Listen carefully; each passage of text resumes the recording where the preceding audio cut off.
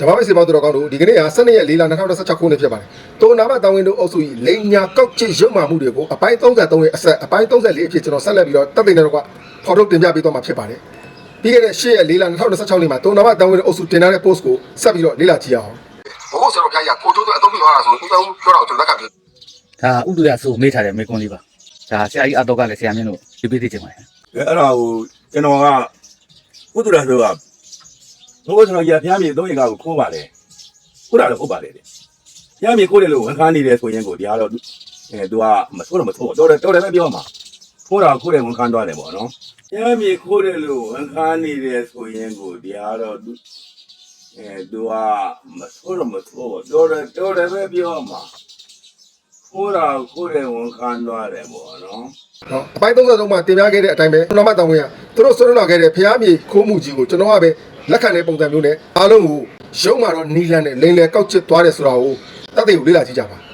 သာသနာဒါယကဦးတောင်းဝင်းအကောက်ပိုက်ရှင်အကြောင်းကိုကျွန်တော်ဒီချာလေ့လာကြည့်လိုက်တဲ့အခါမှာဒီအာတော့ကမုံရဦးတောင်းဝင်းအကြောင်းကိုကျွန်တော်ပေါင်းသိလိုက်ရတယ်သူကဘာဖြစ်နေလဲဆိုတော့ကျွန်တော်တို့ကပိလယဟန်ဝှချုလို့ပေါ့ဒီကသုံးပုံကိုအာဂုံဆောင်နိုင်တော့စာမန်ပညာမန်တွေတက်ပြီးတော့ဒေစီဝါကြီးဆရာတော်ကြီးတွေကိုရိုတရားမှန်းမသိတော့ဘူးမောက်မာတယ်မျိုးဝစီကန်နေထိုက်တယ်ပြန်တော်မူတဲ့အခါမှာဝစီငရေကိုရောက်သွားတယ်ဒီကပိလယဟန်ကဲတော့ပုံကူပေါ့နော်စာမပညာမန်တက်နေတာကိုကျွန်တော်တွေ့ရတယ်။နောက်သူအဓိကတိုက်ခိုက်တဲ့ပုဂ္ဂိုလ်ကတော့ဘုဟုဆရာတော်ဘုရားကြီးသူအဓိကတိုက်ခိုက်တယ်။တိုက်ခိုက်တဲ့အကြောင်းတရားကလည်းဘာနဲ့တိုက်ခိုက်တာလဲဆိုတော့သူဖောင်တော်ဦးဘုရားမြေ3ဧကကိုခိုးယူမှုရွှေ45ကျပ်သားကိုခိုးယူမှုဆိုပြီးတော့သူအဲ့လိုမျိုးဆွဆွတိုက်ခိုက်တယ်။သူကဆွဆွတိုက်ခိုက်တယ်လို့ပြောလို့ရှိရင်တော့လက်ခံမှာမဟုတ်ဘူး။သူကမှစာအုပ်ထုတ်ပြနိုင်မယ်။ဒီမှာအခုကျွန်တော်ပြတဲ့စာအုပ်ထုတ်ပြနိုင်မယ်။ကျွန်တော်အရှိမလည်းပြောခဲ့ပြီးပြီ။မြောက်နဲ့ယဟန်ဥပမာကိုလည်းပေးခဲ့ပြီးပြီ။မြောက်ကတော့မြောက်လို့မှာပဲ။အရိယာယဟန်လည်းအရိယာယဟန်လို့အရိယာယဟန်လို့မှာပဲ။ပုရိသေလူသားတွေကလည်းပုထုဇဉ်လူသားတွေအထူးတဲ့ပုထုဇဉ်လူသားတွေချင်းချင်းပေးကြပါမယ်ဒီနေရာမှာဦးတောင်းဝင်းကိုကျွန်တော်ဗာပြောချင်လဲဆိုတော့ဖောင်တော်ဦးဘုရားတော့မြေကိုတောဧကကိုဘုဟုဆရာတော်ဘုရားကြီးကိုနော်ခိုးယူတယ်လို့ဒီမှာတိုက်ရိုက်တက္ကရာဆောင်းနဲ့ထုတ်ပြတာဘုရားဆောင်းလည်းတော့ကျွန်တော်တို့လည်းမသိဘူးဘယ်သူတွေကဘယ်လိုရေးထားလဲမသိဘူးတင်ကြတာတော့အဲ့ရေးထားတဲ့ပုံကိုယ်တွေကပုထုဇဉ်တွေကပဲလို့မှတ်ယူလို့ရတယ်ဦးတောင်းဝင်းကိုကျွန်တော်မေးချင်တာကဘုဟုဆရာတော်ဘုရားကြီးဒီမြေ3ဧကကိုခိုးယူတယ်လို့ဆွဆွဲရအောင်ဘုဟုဆရာတော်ဘုရားကြီးကသူ့ကိုအကျိုးအတွက်အသုံးပြုသွားတာသူ့မိသားစုအကျိုးအတွက်အသုံးပြုသွားတာ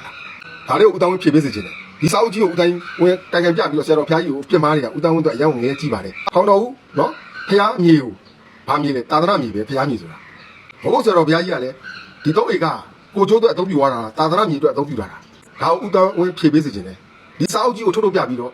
စာမန်ပညာမန်တွေတက်ပြီးတော့မစော်ကားအဲ့တဲ့ပုံကိုယ်တွေကိုစော်ကားတဲ့ကပိလယဟန်လိုပဲတည်ရင်ပဲကြတော့မယ်ဒါကြောင့်ဦးတောင်းဝင်းအနေနဲ့ရိထားပြီးစင်ញင်ဖို့လိုတယ်ဘုဟုဆရာတော်ဘုရားကြီးကကိုကျိုးအတွက်အသုံးပြုသွားတာဆိုဦးတောင်းပြောတာကိုကျွန်တော်လက်ခံပေးမယ်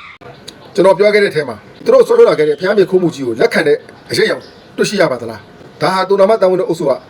ရိုးရိုးလိန်တာမဟုတ်ပါဘူးရှယ်လိန်တာပါနော်ရိုးရိုးလိန်တာကတော့ရိုးလိန်တာရှယ်လိန်တယ်ဆိုတာရုပ်မာတော့နီးလာတယ်သူများမပြောတဲ့စကားကိုပြောတဲ့အောင်နဲ့သူများဝန်မခံတဲ့ဟာကိုလက်မခံတဲ့ဟာကိုဝန်ခံတဲ့အောင်လက်ခံတဲ့အောင်နဲ့လိန်လေကောက်ချစ်ရုပ်မာသွားတယ်ဆိုတဲ့အကြောင်းကိုတိုင်းပြည်လုံးကိုသိစေချင်ပါတယ်တိုနာမတောင်းဝင်တဲ့အုပ်စုကတကယ်ကိုရုပ်မာကောက်ချစ်တဲ့လူလိန်ကြီးတွေဆိုတာကိုလည်းကျွန်တော်တက်တဲ့တော့ခေါ်ထုတ်ပြသပေးတာဖြစ်ပါတယ်ဆက်လက်ပြီးတော့လည်းအပိုင်း35အဖြစ်တိုနာမတောင်းဝင်တဲ့အုပ်စုလိန်ညာကောက်ချစ်ရုပ်မာမှုတွေကိုတက်တဲ့တော့ဆက်လက်တင်ပြပေးသွားပါဦးမယ်လို့ပြောကြားရတဲ့ကျွန်တော်ဒီကုန်းချုပ်ပါတယ်အားလုံးကျေးဇူးတင်ပါတယ်